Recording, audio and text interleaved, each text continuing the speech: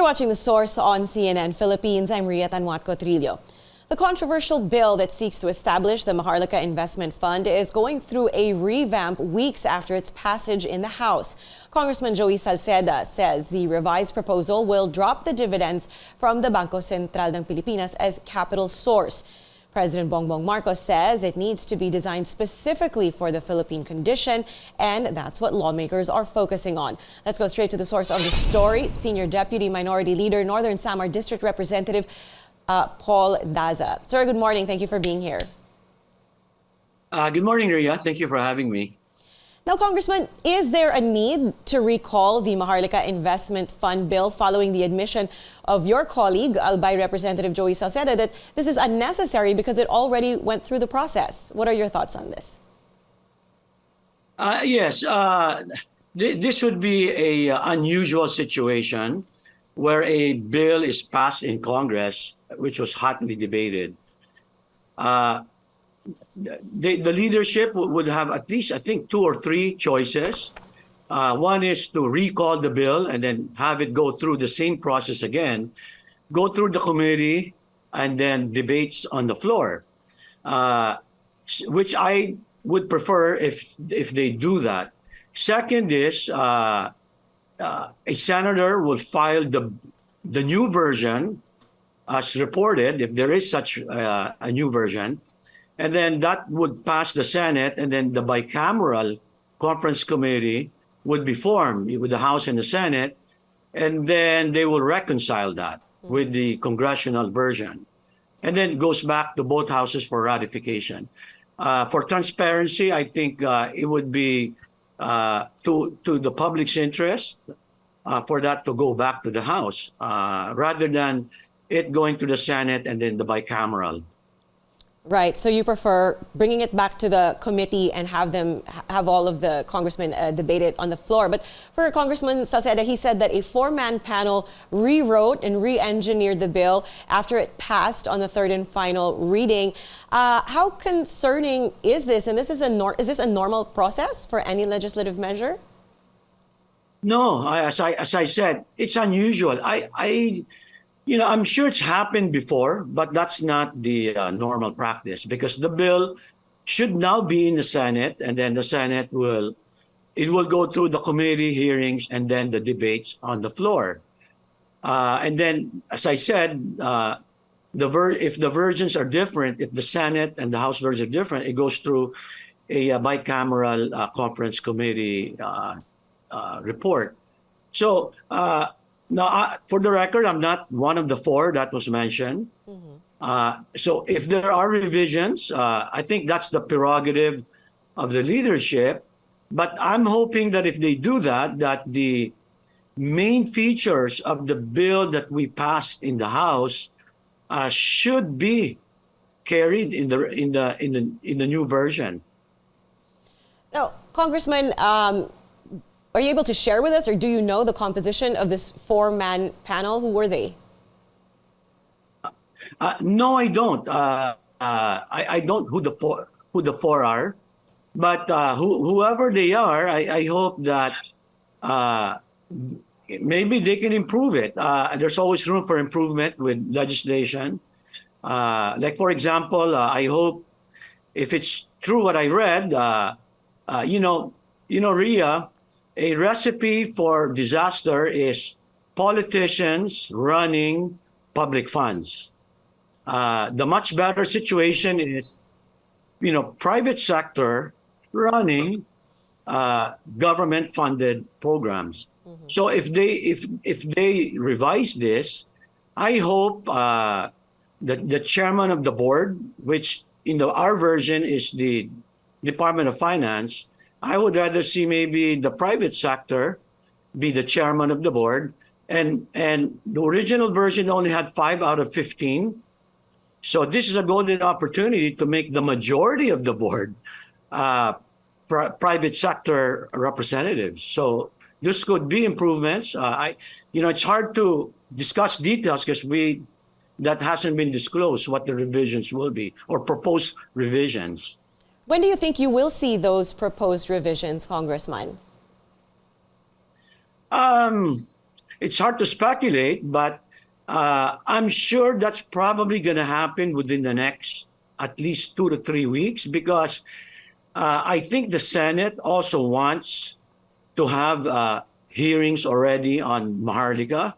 So the revisions will probably have to be disclosed before the Senate have their deliberations. Now, Congressman, were you informed about this re-engineering of the bill?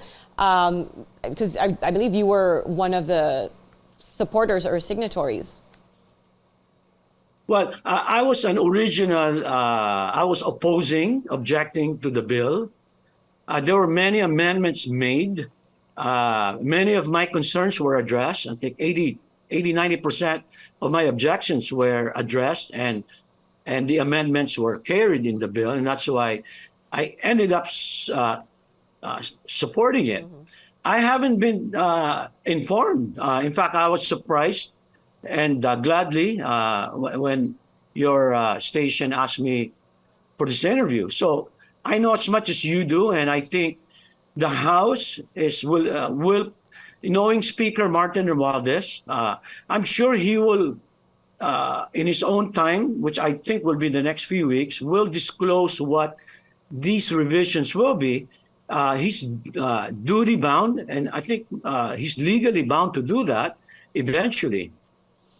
Right. Now, what we're hearing is under the re-engineered bill, the BSP will no longer be a source of funds for the Maharlika Investment Fund, but it will now be an initial public offering or IPO. Is this an idea that you at least support? I need to see details. My understanding is they will securitize certain revenues from GOCCs, because some of these GOCCs, like, for example, PAGCOR, they do make money and they remit to the government. So securitizing that is, I'm assuming they would have to issue some sort of a Maharlika bond, which the private sector will invest on. And then eventually that corporation, the funds will go to the Maharlika Corporation. And then that will be publicly listed. In itself, Ria, that might be a good thing, because it will be subjected to many transparency requirements by the Philippine Stock Exchange. There will be much more financial scrutiny, because before you get publicly listed, Ria, you have to realize there's a long process for that. And that's privately led by the stock exchange and the SEC. You will need renowned auditors to go through the documentation. So that's a very high level of public scrutiny that I think in itself may be good. As I said, if it's all publicly run, that might not be, that might not be the best recipe. Having private sector money and the Philippine Stock Exchange scrutiny might be a good thing. Yeah, greater transparency. Now, on the part of Congressman Salceda, he said that the revised Maharlika Investment Fund bill is no longer a GOCC, and it will essentially be, like, as you said, another listed company in the stock market, and will be more private-led, but will have public guidance and government guidance. For Senator Minority Leader Coco Pimentel, he says that this makes the bill worse, since private profit backed up by the state could lead to crony capitalism. What do you say to that? No, he's correct. His concern is well-founded, because now you have a hybrid of government money, and then that will be joined with private money. So the devil's in the details, and that's what I think we all need to see. If private money and government funds are combined, but if the private sector leads it, so let's say there's 5 board of directors or 7 or whatever it is. My sentiment is, if the private sector is majority of the vote of the board, then I think that's one good check and balance that might address Senator Pimentel's concern. I think the officers will be better served if they're not dictated by the government.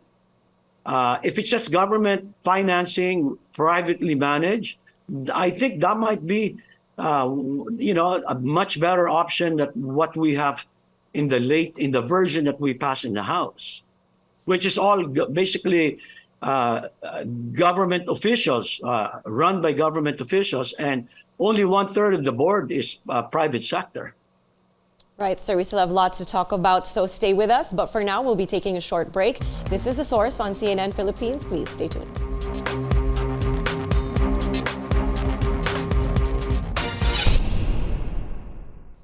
You're watching The Source on CNN Philippines. I'm Ria Tanwatco Trillo, and our source today, Senior Deputy Minority Leader and Northern Samar District Representative Paul Daza. Welcome back to the program, Congressman. So, we've been talking about the Maharlika Wealth Fund bill. With all these developments now, what is your appeal to House leaders regarding this bill? Well, they should disclose the proposed revisions to the bill. And my request is, I think it's best that if there will be a new version, that should go through the regular process again. What we call the 3 reading rule. I think that would be the best, where it goes back to the committee, and then it goes through debates on the floor, and then we all vote again on 3rd reading. So that's the process that's enshrined in the Constitution for any bill.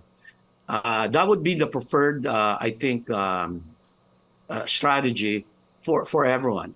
By the way, Ria, let me add also, if it's true that one of the suggestions will be for it to list in the stock market, that might be good, because can you imagine, you would have people like you and myself, investment banks, private equity funds, who can invest in the fund. That's going to be a really, really high standard. I just wanted to highlight that. That's probably the highest standard anywhere in the world when something is listed in the stock market. Right. Sir, you were talking about how you would want to see these revisions, make them go through the process and follow the 3rd reading rule. Is this then considered a recall of the bill? I guess you may say so. It would be a recall, but I suspect, Ria, the more convenient for the leadership would be that new version. There is one, will be the version filed in the Senate and discussed there, and amended, and then passed there. And then when the House and the Senate meets in the bicameral, the BICAM would now adopt the Senate version. I expect that might be what they will do, because that might be a faster route in terms of parliamentary procedure. I see. Sir, we'd like to get your thoughts on President Bongbong Marcos pushing for the Maharlika Investment Fund when he was at the World Economic Forum in Switzerland. And he pushed that, and there was a lot of criticism because of that, because this hasn't even been passed. It's not even a law yet. Well, during the Christmas break, I had discussions with business people and government officials. First, I'd like to say that, I can't blame the president. He's going around the country, and I'm sure he's trying to do his best to promote the Philippines, to give us a better image. I'm sure, privately he's talking to CEOs of large corporations, prime ministers, presidents, saying, hey, look, why don't you guys take a look at the Philippines, invest in the Philippines? And in fact, if you invest, we may be able to even co-invest in your ventures. That's a nice thing to be able to say if you're the president of any country, right? It's a come on. So I don't want to hit him up on that. And in fact, I'd like to give him that, that flexibility. But on the other hand, we don't have a passed legislation yet. So I think that's a signal to the senators and to everyone, hey, do something about this, so we can help him promote the Philippines. And I think that's, probably where he's coming from. He wants to be able to say that we have funds and he can invest in industries and partner up with foreign companies and foreign institutions. But second, Ria, this hasn't been discussed in the public. I had a chat with former DOF Secretary Sonny Dominguez. And I agreed with him. He said, the government really didn't even have to pass the law. The president now actually can tap a GOCC that's similar to what the Maharlika wants to do. And that's the National Development Corporation, which was created 100 years ago, believe it or not. It's been amended. There's been many executive orders, but essentially, the National Development Corporation, chaired by the Secretary of DTI, has the legal personality to basically do what the president wants to do. So why didn't the president go that route? All of that. Why didn't the president go that route then? Why have this bill filed in Congress? Well, I think maybe no one told him.